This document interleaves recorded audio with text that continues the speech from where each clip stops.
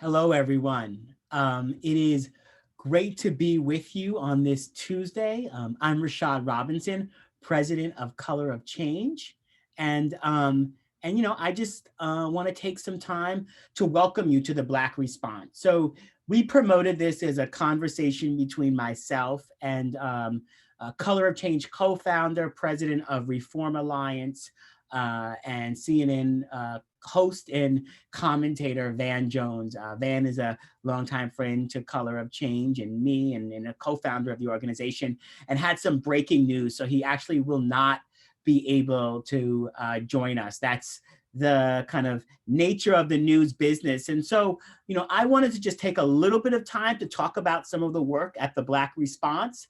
Uh, Hopefully give folks some really tangible things that you can do to take action today to make your voice and our community's voice more powerful, to deal with the structural inequalities that we are facing as we face down the coronavirus and the virus of bad decisions that preceded this and the virus of bad decisions that follow it. I know if Van was here, we were going to talk about decarceration. And in many ways, we frame this conversation to be one about all the work happening around the country to decarcerate inside of prisons and jails, places where social distancing is literally impossible, and places where we have to do everything we can to have a more humane understanding of not just what we do during this crisis, but what we do long term about the fact that the United States has 3% of the world's population and 25% of the world's incarcerated population. you know as i as I sit here in my apartment and think about sort of all of the things that we can be doing, I am struck by some of the tools that we don't have, right? The tools of showing up to protest, the tools of meeting with representatives, the tools that oftentimes make our voices visible in real ways. And so, through the blackresponse.org, what we have identified and built is a series of campaigns where we can move that sort of information, move that activism to the right targets. And when you go to that site, you'll have all of these opportunities to really engage locally on campaigns focused on prosecutors, governors, and others. The Reform Alliance, where Van Jones is the CEO, is doing a lot of work behind the scenes. And hopefully we'll be able to get him on another conversation soon to really talk about some of the work around decarceration, some of the work that we are focused on. In the Color of Change, we've been winning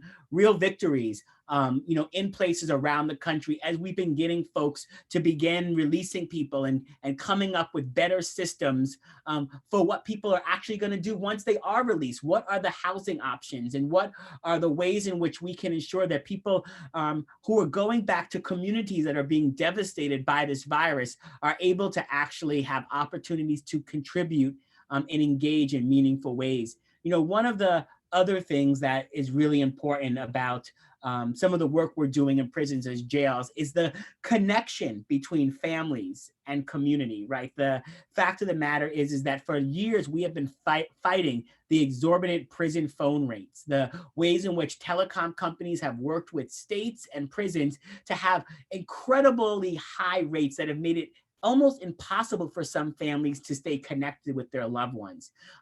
That's even in times where we aren't in economic downturn and economic recession, in economic depression. These costs and these expenses are already too high for some families to maintain. But what we know is that advocacy works. And because of the advocacy that we've been able to engage along with a wide range of grassroots and national organizations, we've been able to force the federal government to be given free time in federal jails for people to actually stay connected to their loved ones, and for loved ones to stay connected to their family members who are behind bars. We know that so much of this incarceration comes from the criminalization of drugs and poverty and so many other things that need to be dealt with in different ways. We know that so much of this incarceration comes from the targeting of our communities. And we also know that we have to focus real concerted effort on the corporate targets and on the government targets to ensure that they hear our voices. And so a lot of this work is pairing this advocacy, these petitions, campaigns that you are signing, the sharing on social media with targeted digital ask, with targeted digital ad campaigns that are hopefully forcing those folks to listen and recognizing that this will not just be an issue that we care about during the off season of elections, but this will be the time we care about through elections. You know, a couple of things, other things that we're going to really continue to focus on at the blackresponse.org is ensuring that we are telling a full story about why we got here and how we get out. That we ensure that people don't talk about inequality as unfortunate, like a car accident, but talk about it as unjust.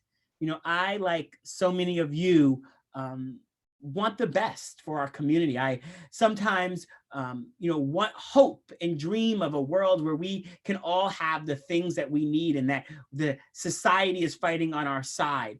And there can sometimes be a lot of conversation that focus on blaming Black people for the problems that we're facing. This is like a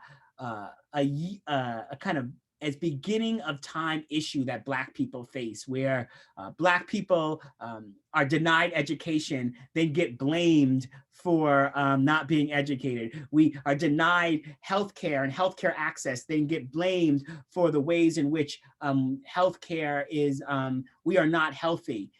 We will not solve this crisis without dealing with the structural issues that far too often stand in the way of change. We will not deal with these issues if we let in a federal government administration off for the pollution of our communities, if we let them off the hook for not having hospitals in our communities, because getting out of this worldwide pandemic, and yes, worldwide pandemic that has impacted communities around the globe, will require us to have different priorities here in the United States, priorities that put people above profit, and recognizing that in crisis like this, our profit can be impacted when we deny people everything that they need.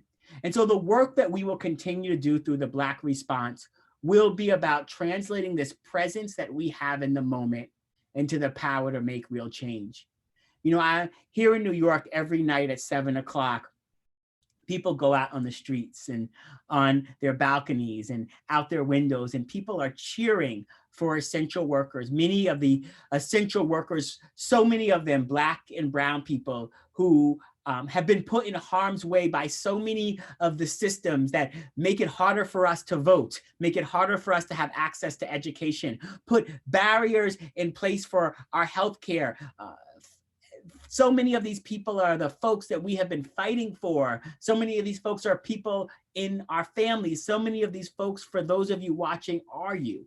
And these folks who we now call essential workers were not treated as essential when they were demanding and fighting for $15 an hour. Were not treated as essential when healthcare and healthcare access was on the line, but folks are outside cheering and clapping. And I want to make sure that as we continue to do this effort to respond to this moment, that we recognize and we build power around the idea that we can't just be present and visible in this moment, but we have to build power.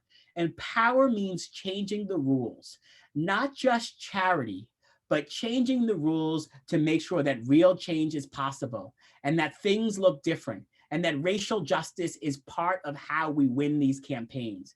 I hope to have Van back on soon and give us the opportunity to talk more about not just the path forward, but ways in which we may disagree on some of the issues and some of the ways in which we need to concentrate our effort and our energy.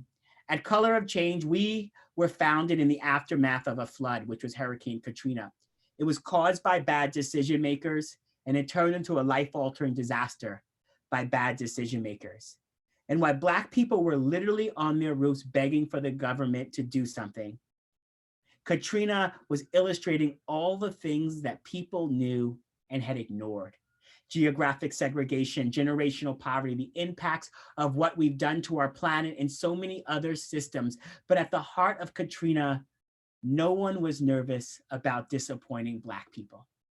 We don't change what's happening to us in our communities simply by putting out more ideas. We change it by building power, by developing collective action and forcing those in power to be nervous about disappointing our community. That is how we translate presence into power. And that is how we build a Black response that makes justice real for all of us and freedom possible. And so I'm looking forward to continuing to have these conversations. On Thursday, we're going to be having a conversation with Kerry Washington, not just about Little Fires Everywhere and her role as a leader inside of the industry, as the producer of that content, and all the ways in which that piece of incredible content is exploring the different choices that we have as people based off of who we are and how structures engage us.